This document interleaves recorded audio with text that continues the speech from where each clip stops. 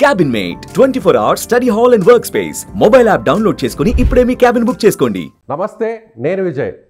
ప్రస్తుతం government of India ఒక announcement ఇచ్చింది. మే 7వ తారీఖున అన్ని రాష్ట్రాల్లో కూడా సివిల్ డిఫెన్స్ డ్రిల్ని చేయాలి. అంటే ముఖ్యంగా యుద్ధం వస్తే ప్రజలు ఎలా అలర్ట్గా ఉండాలి అనేటువంటి అంశంపై మాక్ డ్రిల్ను నిర్వహించాలని కేంద్ర హోంశాఖ చాలా స్పష్టమైనటువంటి ఆదేశాలు ఇచ్చింది. అసలు ఎలాంటి టైంలో ఈ డ్రిల్స్ని నిర్వహిస్తారు, ఏ విధంగా ఈ డ్రిల్స్ని కానీ సైరన్స్ని కానీ అలర్ట్ చేస్తారు, దీని గురించి డీటెయిల్గా తెలుసుకునే ప్రయత్నం చేద్దాం. ఈ వీడియోలో మనతో పాటున్నారు ఐఎఫ్ఎస్ ఇండియన్ ఎయిర్ ఫోర్స్ మాజీ అధికారి, అలాగే వింగ్ కమాండర్గా ఉన్నటువంటి శ్యామ్ ప్రసాద్ గారు మనతో పాటు లైవ్ కాల్లో ఉన్నారు. సార్ నమస్తే. నమస్తే సార్, జై హింద్.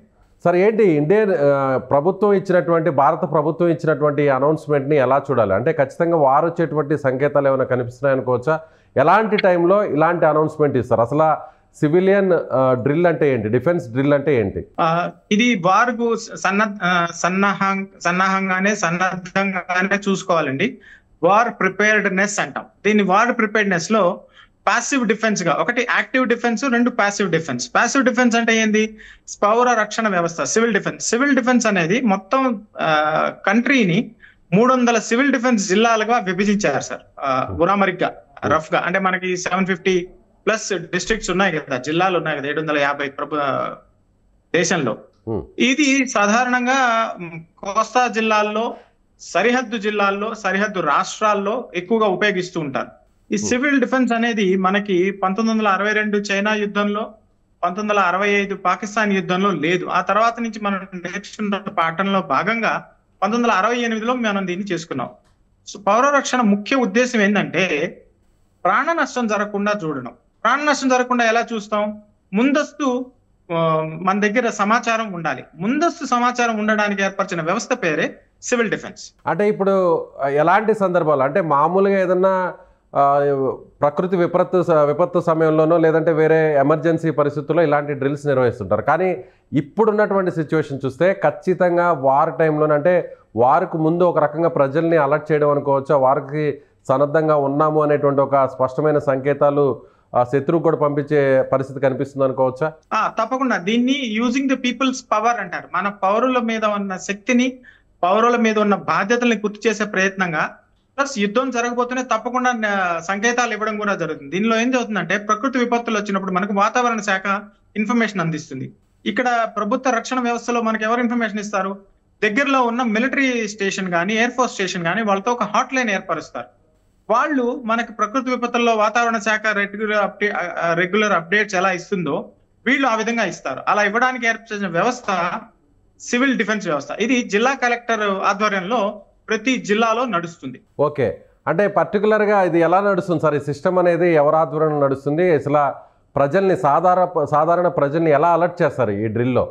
ఇది ఒక జిల్లాలో మనకి జిల్లా సైనిక సంక్షేమ అధికారి ఉంటారు, వారి కార్యాలయం ఉంటుంది. వీరు డైరెక్ట్ గా జిల్లా కలెక్టర్ ఆధ్వర్యంలో నడుస్తుంటారు. వీరికి ఒక ఆఫీస్ ఉంటుంది, ఒక ఫోన్ ఉంటుంది, ఒక ఫ్యాక్స్ సిస్టమ్ ఉంటుంది, ఒక కమ్యూనికేషన్ వ్యవస్థ ఉంటుంది, శాటిలైట్ ఫోన్స్ ఉంటాయి, మోటరోలాస్ ఉంటాయి. వీళ్ళు ఇప్పుడు మొబైల్స్ వచ్చాయి కాబట్టి ఒక డెడికేటెడ్ మొబైల్ కూడా అలాట్ చేస్తారు. ఈ సైనిక సంక్షేమ అధికారి కింద వాలంటీర్స్ కానీ, లేకపోతే మాజీ సైనికులు కానీ, లేకపోతే పౌర సంఘాలు కానీ, వీళ్ళందరి డీటెయిల్స్, నంబర్స్ ఉంటాయి. వీళ్ళ డ్యూటీ ఏంటంటే వచ్చిన సమాచారాన్ని వెంటనే అక్కడ ఉన్న లా అండ్ ఆర్డర్ వ్యవస్థకు చేరవాలి. ఫర్ ఎగ్జాంపుల్, మీ జిల్లాలో డ్రోన్ తిరగబోతున్నాయి అని వార్త వచ్చింది అనుకోండి, మనకు తెలియాలి కదా డ్రోన్ అంటే ఏంది, ఎలా తిరుగుతుంది. డ్రోన్ ఎంత చాలా చిన్నగా రాయితో కొట్టి కింద పడేయచ్చు, కానీ ఆ డ్రోన్ చేసే నష్టం చాలా ఎక్కువగా ఉంటుంది. ఆ వ్యవస్థ ముందుగానే మనకి కాల్ వచ్చింది అనుకుంటాం, వాతావరణ రెగ్యులర్ అప్డేట్స్ వస్తుంటాయి కదా, వాతావరణ అప్డేట్స్ లాగా మనకి సివిల్ డిఫెన్స్ ఆఫీస్ కి కాల్ వచ్చింది అనుకోండి, మీ ఏరియాలో డ్రోన్లు తిరిగే ఛాన్స్ ఉందండి, కొంచెం జాగ్రత్త. సార్, శ్యామ్ ప్రసాద్ గారు, ఇప్పుడు ఎయిర్ రైడ్ జరిగే ఛాన్స్ ఉంది, ఎయిర్ రైడ్ సైరన్స్ కూడా అలర్ట్ చేయండి అని అంటున్నారు. మీరు వింగ్ కమాండర్గా ఉన్నారు, ఎయిర్ ఫోర్స్లో కూడా మీరు వర్క్ చేశారు కాబట్టి ఏంటి ఎయిర్ రైడ్ సైరన్స్ అంటే ఏంటి? ఎయిర్ రైడ్ సమస్య అంటే ఇప్పుడు బాంబు దాడి జరగచ్చు, మీ మీద బాంబులు పడచ్చు. ఇప్పుడు మనం డ్రోన్ కూడా ఎయిర్ రైడ్ గానే పోల్చుకోవచ్చు, ఎందుకంటే ఒకప్పుడు డ్రోన్స్ లేవు కదా. ఇప్పుడు మనం పేలోడ్స్, ప్రతి కార్యక్రమంలో మనం డ్రోన్స్ ఉపయోగిస్తున్నాం కెమెరా కోసం. ప్రతి డ్రోన్ కూడా ఒక పేలోడ్ ఉంటుంది, 5-6 కేజీలు ఈజీగా క్యారీ చేయగలదు. దాంతో మనం బాంబును కూడా పెట్టి పంపించవచ్చు, ఎంత దూరమైనా పంపించవచ్చు, 50-60 కిలోమీటర్లు. ఒక కోస్తా జిల్లాల్లో కానీ ఒక సరిహద్దు జిల్లాల్లో కానీ నదికి అవతల నుంచి డ్రోన్ పంపించేస్తే ఇక్కడికి వచ్చేస్తుంది. సో అది బాంబు పడింది అనుకోని ఎయిర్ రైడ్ వార్నింగ్ అంటారు. ఇప్పుడు మనకేం చేస్తారు, మన దగ్గర మెసేజ్ వస్తుంది, మీ ప్రాంతంలో ఎయిర్ రైడ్ జరిగే ఛాన్స్ ఉంది, జాగ్రత్త. అప్పుడు ఏం చేయాలి, వెంటనే అందరూ బిల్డింగ్ల్లో ఉండాలి, ఖాళీ ప్రదేశాల్లో ఉండకూడదు, వీలైతే బంకర్ల లాంటి ప్రదేశం ఏమన్నా ఉండాలి. అంటే అవి స్ప్లింటర్స్ మన బాడీలోకి పోకుండా, ప్రాణ నష్టం ముఖ్యం, ప్రాణ నష్టం జరగకుండా చూసే వ్యవస్థ పేరు సివిల్ డిఫెన్స్. ఎయిర్ రైడ్ కి ఏం చేయాలి, ఎయిర్ రైడ్ కావాల్సింది ఏంది, లైట్. కాబట్టి బ్లాక్అవుట్ చేసేయాలి. బ్లాక్అవుట్ చేస్తే మనం తిరిగేదట, రోజువారీ కార్యక్రమాలు చేసుకునేదట, దానికి ట్రైనింగ్ ఇవ్వాలి. ఎవరెవరికి ట్రైనింగ్ ఇవ్వాలి, ఫైర్ సర్వీసెస్ కి, అగ్నిమాపక దళానికి, వాళ్ళ డ్రైవర్లకి, వాళ్ళ బండ్లకి హెడ్ లైట్స్ లేకుండా ప్రయాణం చేయాలి, చీకట్లో డ్రైవ్ చేయగలగాలి, అంబులెన్స్ కి. తర్వాత రోజువారీ వ్యవస్థ, స్కూల్స్, హాస్పిటల్స్ చీకట్లలో పనిచేయాలి. ఎలా పనిచేస్తాం, ప్రాక్టీస్ చేయాలి కదా. ఇది సరిహద్దు జిల్లాల్లో రెగ్యులర్ గా మిలిటరీ బేసెస్ దగ్గర ఉన్నట్లు, ముఖ్యంగా ఎయిర్ ఫోర్స్ నుంచి ప్రతి 6 నెలలకి జరుగుతుంది. ఇది దేశం మొత్తంగా జరగడం అనేది 2 సంకేతాలు ఇస్తుంది. ఒకటి, సివిల్ వ్యవస్థని పటిష్టం చేయడం, 2 యుద్ధానికి సిద్ధంగా ఉండండి, పాసివ్ డిఫెన్స్ కి సిద్ధంగా ఉండండి అనే సంకేతం. మరొక అంశాన్ని కూడా, పాయింట్ కూడా ఇక్కడ అనౌన్స్మెంట్ లో భాగంగా గవర్నమెంట్ ఆఫ్ ఇండియా ఇచ్చింది, provision of crash block out measures. అంటే ఏంటి sir crash block out measures? అంటే ఉన్నట్టుండి ఇప్పుడు మన ఎలక్ట్రిసిటీ వ్యవస్థ ఉంది, మనం ప్రతి చోట లైట్ ఆఫ్ చేసుకుంటూ పోతే కుదరదు కదా. సో సివిల్ డిఫెన్స్ ఆఫీస్ నుంచి డైరెక్ట్ గా ఆ జిల్లాలో ఉన్న, ప్రాంతంలో ఉన్న మిలిటరీ ఆఫీస్ కానీ, ఎయిర్ ఫోర్స్ స్టేషన్ కానీ డైరెక్ట్ లింక్ ఉంటుంది. మీ ప్రాంతంలో బాంబు పడబోతుంది, మీ ప్రాంతంలో డ్రోన్ అటాక్ జరగబోతుంది, లేదా మీ ప్రాంతం మీద ఏదైనా జరగచ్చు, కెమికల్ వెపన్ రావచ్చు.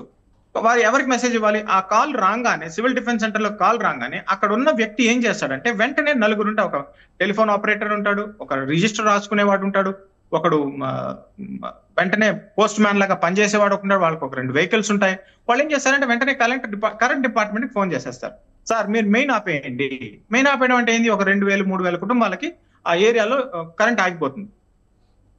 అంటే పర్టికులర్గా ఏదైనా ఇన్ఫర్మేషన్, అంటే ఖచ్చితమైనటువంటి ఒక ఇంటెలిజెన్స్ ఇన్ఫర్మేషన్ ఉంటే ఈ ఏరియాలో అటాక్ జరిగే ఛాన్సెస్ ఉంది, లేదంటే గవర్నమెంట్ బిల్డింగ్స్ కావచ్చు, లేదంటే డిఫెన్స్ సంబంధించినటువంటి కొన్ని రిసోర్సెస్ కావచ్చు, అలాంటి వాటిల్లో అటాక్ జరిగే అవకాశం ఉంటుంది. కాబట్టి ఈ ప్రాంతాల్లో ఖచ్చితంగా ఇలాంటి సైరన్స్ అయితే ఉంటాయంటారు. అంటే ఏదైనా వార్న్ వచ్చిన వెంటనే ఈ సైరన్స్ అన్ని కూడా అలర్ట్ అవుతాయి. చాలా మంచి ప్రశ్న వేశారు సార్, సమాధానం సూటిగా చెప్పాలనుకుంటున్నాను.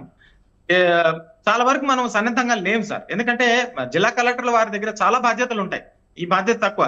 సో ఈ లెటర్ ద్వారా ఏంటంటే, మీరు చెప్పినవన్నీ వ్యవస్థని సెటప్ చేయాలి, చాలా చోట్ల ఉండవు, ఎందుకంటే ఇది ఒక సీరియస్ గా మనం తీసుకోవటం లేదు కాబట్టి.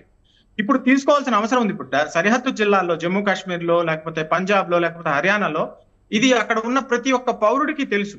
మన కోస్తా జిల్లాల్లో ఇది తెలీదు. ఈ లెటర్ చూసారు కదా మీరు, ఈ లెటర్ లో చూడండి, ప్రతి ఒక్కటి వివరించారు. క్యామోఫ్లేజ్ అన్నారు, కన్సిల్మెంట్ అన్నారు, క్రాష్ అన్నారు, ఎయిర్ రైడ్స్ అన్నారు, ప్రాణ నష్టం అన్నారు.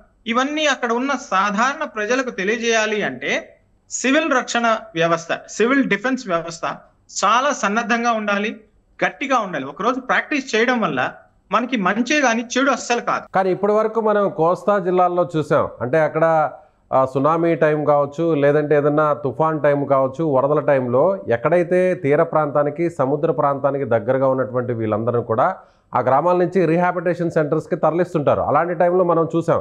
కానీ ఇప్పుడు ఫస్ట్ టైం, అంటే వార్కు సంబంధించి యుద్ధ సన్నాహక చర్యల్లో భాగంగా మామూలు సివిలియన్స్ని కూడా ఇలాంటి సైరన్స్కి అలర్ట్ అవ్వాలి, ఎలా ఉండాలి, అలాంటిది ఒక రకంగా చెప్పాలంటే ఈ జనరేషన్లో ఇది ఫస్ట్ టైం అనుకోవచ్చా తెలుగు రాష్ట్రాల్లో? డెఫినెట్ గా సార్. ఇప్పుడు మన తెలుగు రాష్ట్రాల్లో కలిపి దాదాపు 90 జిల్లాల దాకా ఉన్నాయి. 90 జిల్లాల్లో కూడా ఎన్ని సివిల్ డిఫెన్స్ సెంటర్స్, అంటే ఒక 100 జిల్లాలు అనుకుందాం, తెలుగు రాష్ట్రాల్లో 100 జిల్లాలు, దేశం మొత్తం మీద 300 జిల్లాల్లో ఇది ఉంది. ఎన్ని జిల్లాల్లో సివిల్ డిఫెన్స్ వ్యవస్థ ఉంది, సివిల్ డిఫెన్స్ ఆఫీస్ ఉంది, వాళ్ళ ఫోన్లు ఉన్నాయి, ఫ్యాక్స్లు ఉన్నాయి, అసలు మనుషులు ఉన్నారా, వాళ్ళ దగ్గర నంబర్లు ఉన్నారా? నెల్లూరు సివిల్ డిఫెన్స్ అధికారి పేరు శ్యామ్ ప్రసాద్, ఆయన నెంబర్ ఎంత, ఆయన కింద ఎంతమంది ఉన్నారు, ఆయన కరెంట్ ఆఫీస్ ఫోన్ చేయడానికి ఒక మనిషి ఉండాలి, పోలీస్ శాఖతో సంబంధం పెట్టుకోవడానికి ఒక మనిషి ఉండాలి, వెంటనే బోట్లు లేకపోతే అంబులెన్స్ నడపడానికి వ్యవస్థ ఉండాలి, 5 మంది అన్నా ఉండాలి కదా, ఒక మనిషి ప్లస్ 6 ఉండాలి కదా. అది ఎన్ని చోట్ల ఉంది? ఉండడానికి ఇది మంచి అవకాశంగా మనం ఉపయోగించుకొని, మన కలెక్టర్లందరూ ఇక్కడ ఉన్న మాజీ సైనికులందరినీ వాడుకొని, వాళ్ళకి అవగాహన ఉంటుంది కాబట్టి నాలాంటి వాళ్ళని పిలుస్తున్నప్పుడు ఒక సివిల్ డిఫెన్స్ ఆఫీస్ అని సెటప్ చేయాలి. ఇప్పుడు మనకేముంది, సివిల్ డిజాస్టర్ సెంటర్ అని కలెక్టర్ గారి ఆధ్వర్యంలో ఉంటుంది ప్రకృతి వైపరీత్యాలకి. అదే విధంగా దీన్ని కూడా సెటప్ చేసి దాన్ని ఒక కంట్రోల్ రూమ్ లాగా, వార్ రూమ్ లాగా ప్రతి జిల్లాలో ఏర్పరచడం వల్ల సామాన్య పౌరులకి అవగాహన పెరుగుతుంది, ప్రాణ నష్టం తగ్గుతుంది, పానిక్ క్రియేట్ ఎంతో ఆపగలగడం, స్టాంపీడ్ జరగకుండా ఆపగలగడం. తర్వాత కామోఫ్లేజ్ అండ్ కన్సిల్మెంట్ ఉన్నాయి. ఇప్పుడు మన మంచి మంచి అసెట్స్ ఉన్నాయి. ఏంది? కరెంట్ వ్యవస్థ ఉంది, FM రేడియో ఉంది. అదే సార్, ఇప్పుడు 4th పాయింట్ కింద provision for early camouflaging of vital plants and insulations అన్నారు. అంటే ఏంటి దీని మీనింగ్ ఏంటి? కరెక్ట్, మంచి మంచి అసెట్స్ ఉంటాయి కదా సార్. ఇప్పుడు మన కరెంట్ ఆఫీస్ ఉంది, మెయిన్ కరెంట్ సెంటర్ ఉంది, ట్రాన్స్ఫార్మర్, అదొక పెద్ద వ్యవస్థ. అది పైనుంచి కనపడకూడదు, డ్రోన్ నుంచి కనపడకూడదు, లేదా విమానం నుంచి కనపడదు, లేకపోతే చిన్నపాటి విమానం వస్తుంది కదా, సెస్నా విమానం, రోగ్ ఎయిర్ క్రాఫ్ట్ అంటాం మనం. వాళ్ళకి ఇవి కనపడకూడదు, పైనుంచి చీకట్లో వాటికి కనపడవు, సెన్సర్స్ పనిచేస్తాయి. అది మంచిగా వెల్ లిట్ గా ఉందనుకోండి. సో క్యామోఫ్లాజ్ కన్సిల్మెంట్ ఏంది? ముందు దాన్ని చీకటి చేసేయాలి, వీలైతే దాని మీద ఏదన్నా కప్పాలి. కప్పడం అంటే ఏంది? పెయింట్ అలా రకంగా ఉంటుంది. ఇప్పుడు సరిహద్దు ప్రాంతాల్లో సహజంగా పెయింట్ అలా వేసేస్తారు, ఆకాశంలోంచి కనపడదు. దాన్ని క్యామోఫ్లాజ్ అండ్ కన్సిల్మెంట్ అంటారు. సార్ లాస్ట్ పాయింట్ ఇంకొకసారి 5th పాయింట్ ఏంటంటే updation of evacuation plan it's rehearsal అన్నారు. అంటే దీని అర్థం ఏంటి? ఎవాక్యుయేషన్ ప్లాన్ అంటే మనకి ఇప్పుడు వెంటనే ఎవాక్యుయేట్ చేయాలి, అక్కడ ఉన్న మనుషుల్ని దూరంగా తీసుకెళ్ళాలి. మనకి బండ్లు కావాలి, డ్రైవర్లు కావాలి, ఆ రూట్ తెలిసిన వాళ్ళు ఉండాలి, ఆ రోడ్లలో షార్ట్ కట్ లో వెళ్ళగలగాలి. అంటే వీలైనంత వరకు ప్రాణ నష్టాన్ని తగ్గించాలి. ఓకే, అలాగే మీరు ఒక పాయింట్ కూడా చెప్పారు, ఏదైనా ఒక చోట పర్టికులర్గా ఒక ప్లేస్లో బాంబింగ్ జరిగింది, అక్కడ ఏదైనా పేలకుండా ఉన్నటువంటి బాంబులు ఉంటాయి, కాబట్టి అక్కడ ఉన్న ప్రజలను కూడా సురక్షిత ప్రాంతాలకు తీసుకువెళ్ళాలి అనేటువంటి సమాచారం కూడా చెప్తున్నారు. కరెక్టేనంటారా? అవును, బాంబ్ డిస్పోజల్ స్క్వాడ్ కి మనం ఇన్ఫర్మేషన్ ఇవ్వాలి. ఇప్పుడు డ్రోన్ల ద్వారా బాంబులు పంచొచ్చు. ఆ బాంబు పేలనప్పుడు దాన్ని ఎలా దూరంగా ఉండాలి, దాని చుట్టూ ఇసుక బస్తాలు వేసేయాలి, లేదా పొట్టు బస్తాలను వేసి దానికి దూరంగా ఉండాలి. దాని దగ్గరికి ఎవరు వెళ్ళకూడదు, జంతువులు వెళ్ళకూడదు, జంతువులు తినకూడదు. ఇవన్నీ కూడా సివిల్ డిఫెన్స్ లో ఒక భాగం. దీన్ని ప్రాక్టీస్ చేయడం అనేది దేశానికి, పౌరులకి చాలా మంచిది. సో ఫైనల్ గా ఏం చెప్తారా? అంటే ఇది ప్రతి రాష్ట్రంలో కూడా, అంటే మీరు అన్నట్టుగా పాకిస్తాన్కి దగ్గరలో ఉన్నటువంటి సరిహద్దు రాష్ట్రాలే కాకుండా మిగిలినటువంటి రాష్ట్రాలకు కూడా, దేశంలో ఉన్నటువంటి అన్ని రాష్ట్రాల్లో కూడా ఇలాంటి సివిల్ డిఫెన్స్ డ్రిల్స్ని చేయండి అని హోమ్ మినిస్ట్రీ చాలా స్పష్టంగా ఆదేశాలు ఇచ్చింది. అంటే మీరు చెప్పినట్టుగా సడన్గా ఒక గ్రామంలో కావచ్చు, ఒక సిటీలో కావచ్చు, ఒక ప్లేస్లో కావచ్చు, ఆల్ ఆఫ్ సడన్గా మొత్తం పవర్ సప్లైని ఆపేస్తారు. ఆ టైంలో వెహికల్స్ అన్నీ కూడా హెడ్లైట్స్ ఆఫ్ చేసుకొని ట్రావెల్ చేయాలి. ఇదేనంటారా? అంటే ఇలాంటివన్నిటి మీద కూడా ఒక అవగాహన కల్పించే ప్రయత్నం అనుకోవచ్చా సివిలియన్స్కి? అవును, కరెక్ట్గా చెప్పారు. అంటే ముందుగానే అలర్ట్ చేస్తారా? ఇప్పుడు ఫర్ ఎగ్జాంపుల్ రేపు జరగబోయేటువంటి ఈ డ్రిల్లో కొన్ని సిటీస్ని లేదా కొన్ని టౌన్స్ని సెలెక్ట్ చేసుకొని అక్కడ ఎక్కడ కూడా వార్న్ చేయకుండా ఆల్ ఆఫ్ సడన్గా కొన్ని అలర్ట్స్ వస్తాయి, సైరన్స్ మోగుతాయి, ఆ టైంలో మొత్తం ఒక్కసారిగా పవర్ అంతా కట్ అయిపోతుంది. ఆ టైంలో సివిలియన్స్ని ఎలా ఎవాక్యుయేట్ చేయాలి అనేది ఈ డ్రిల్లో భాగం అనుకోవచ్చా? అవును, ప్రాక్టీస్. దీంట్లో పోలీస్ వ్యవస్థ, మిలిటరీ వ్యవస్థ, సివిల్ జిల్లా కలెక్టర్ వారి నార్మల్ అడ్మినిస్ట్రేటివ్ వ్యవస్థ, వీళ్ళందరూ దీంట్లో ఇన్వాల్వ్ అయ్యి పౌరులకి ఎక్కువ అసౌకర్యం జరగకుండా దైనందిక వ్యవహారాలు జరుగుతుండే విధంగా దీన్ని నడిపించడానికి డ్రిల్ తయారు చేస్తారు. పౌరులకు ఇది అర్థం అవ్వాలి, మెయిన్ సిటిజన్స్ కి అర్థం కావాలి, పానిక్ క్రియేట్ కాకూడదు. నిజంగా ఇలాంటి సిస్టమ్ ఉందా అసలు మన రాష్ట్రాల్లో, జిల్లాల స్థాయిలో ఉందంటారు ఇలాంటి సిస్టమ్? మీరు ఆల్రెడీ చెప్పారు ఇలాంటి సిచ్యువేషన్స్ ఎప్పుడు రావు, కేవలం మనం ప్రకృతి వైపరీత్యాలు, వరదలు, తుఫాన్లు అలాంటి టైంలోనే మనం అలర్ట్స్ చూస్తుంటాం. కానీ వార్ టైంలో ఇప్పటివరకు అలాంటి సిచ్యువేషన్ ఎవరు కూడా ఫేస్ చేయలేదు, కానీ ఇది ఫస్ట్ టైం అనుకోవచ్చు. కానీ ఇలాంటి సిస్టమ్ అనేది ఉందా మన రాష్ట్రాల్లో? దురదృష్టవశాత్తు లేదు సార్. సో రైట్, ఫైనల్గా ఏం చెప్తారు? సో ఒక రకంగా ప్రజలు భయపడాలని అనుకోవచ్చా, లేదంటే ప్రజలు సంసిద్ధంగా ఉండాలి, ఏదైనా జరగవచ్చు, ఎప్పుడైనా కూడా సిద్ధంగా ఉండాలి, భయపడకూడదు, ఎలాంటి విపత్కర పరిస్థితులు వచ్చినా కూడా ఎదుర్కోవడానికి సామాన్య పౌరులు కూడా సంసిద్ధంగా ఉండాలి అనేటువంటి ఒక మెసేజ్ని గవర్నమెంట్ ఆఫ్ ఇండియా ఇచ్చిందనుకోవచ్చా ఈ ప్రకటన ద్వారా? తప్పకుండా సార్. మన దగ్గర ఉన్న ఒక పెద్ద బలం అనేది అంటే పౌర వ్యవస్థ. మన దగ్గర ఉన్న వాళ్ళు సిటిజన్ పవర్, యూత్ పవర్. మనం పానిక్ లేకుండా, భయాందోళన లేకుండా, గందరగోళం సృష్టించకుండా మన పనులు మనం చేసుకోగలము.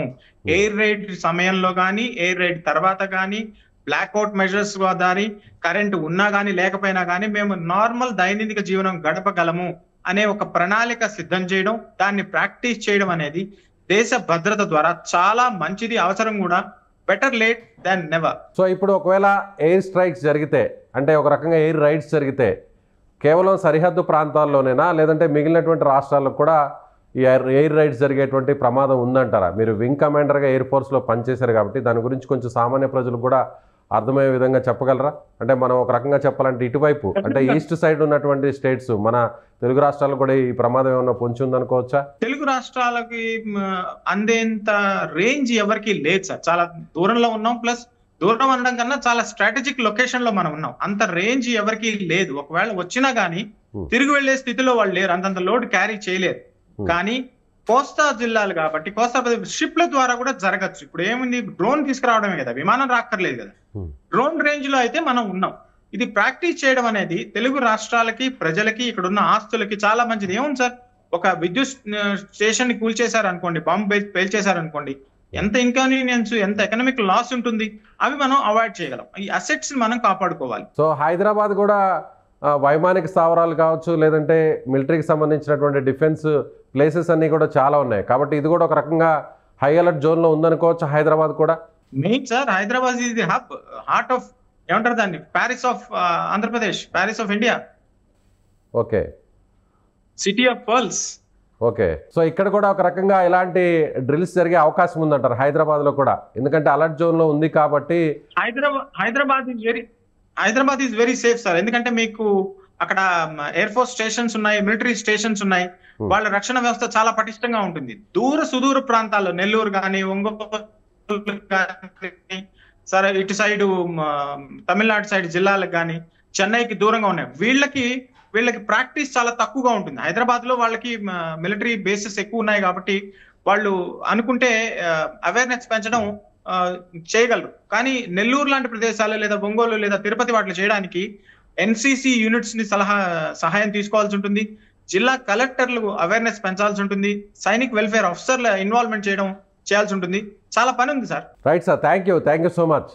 సో ఇది ఇండియన్ ఎయిర్ ఫోర్స్ మాజీ అధికారి, అలాగే వింగ్ కమాండర్గా ఉన్నటువంటి శ్యామ్ ప్రసాద్ గారు చెప్తున్నట్టుగా ఖచ్చితంగా ప్రతి పౌరుడు కూడా వార్ లాంటి సిచ్యువేషన్ వస్తే దాన్ని ఫేస్ చేయడానికి సంసిద్ధంగా ఉండడానికి గవర్నమెంట్ ఆఫ్ ఇండియా ఇలాంటి అనౌన్స్మెంట్ ఇచ్చింది. ముఖ్యంగా యుద్ధం వస్తే ఒకవేళ నిజంగా ఏదైనా ప్లేస్ని టార్గెట్ చేసుకొని ఏదైనా బాంబింగ్ లాంటివి జరిగినా, ఎయిర్ రైడ్స్ జరిగినా దానికి సహాయక చర్యలు కావచ్చు, లేదంటే ఆ ప్లేస్ నుంచి ఇంకొక ప్లేస్కి సురక్షితంగా వెళ్ళడం కావచ్చు, వీటన్నిటి మీద కూడా ప్రజలకు అవగాహన కల్పించడం కోసమే ఇలాంటి మాక్ డ్రిల్ని నిర్వహించే అవకాశం ఉందని ఆయన చెప్తున్నారు. Thank you so much. Suman టీవీలో మీ పర్సనల్ అండ్ బిజినెస్ ప్రమోషన్స్ కోసం కింది నెంబర్కి కాంటాక్ట్ చేయండి.